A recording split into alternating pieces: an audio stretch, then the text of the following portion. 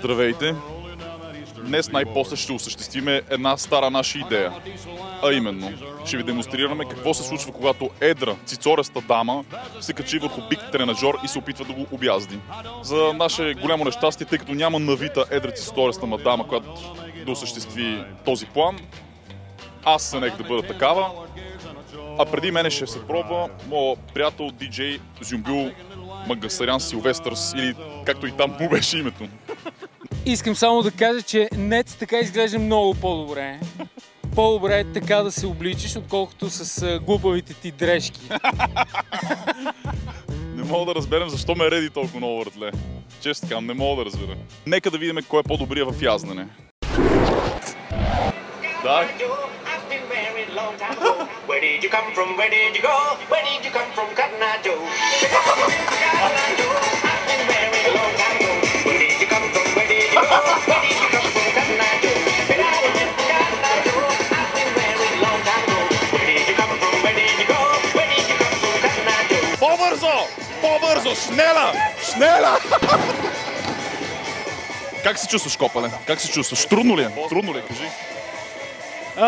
Има един момент, в който се объркваш точно какво правиш, Кобале.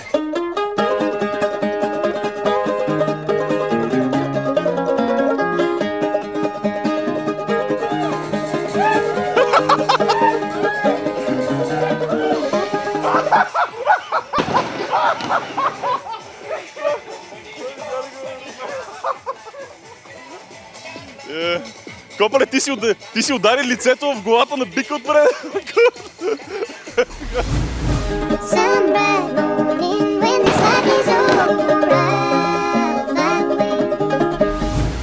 Зюмби, ти успя да се сдържиш на бика 14 секунди.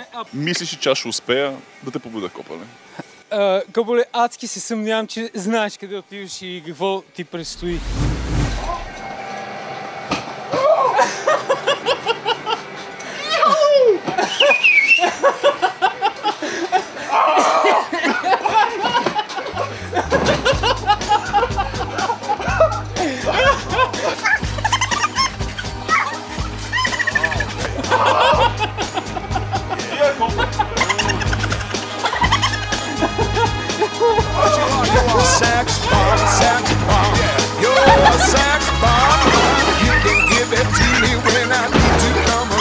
Мисля, че си ударих кръченцето някъде.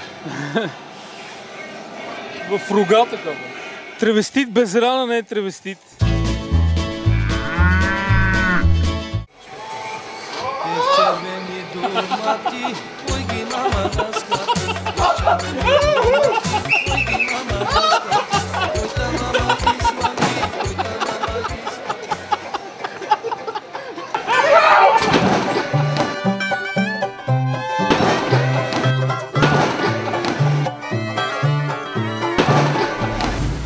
Както всички много добре видяхте, нито аз, нито Зюмбюл успяхме да надвиеме бика. Общо взето, всеки от вас, който се кефи на руси дами, които яздат бик, може да запише това видео и да го прибави в колекцията си от домашно порно, на което да си опъва чурката, когато поиска.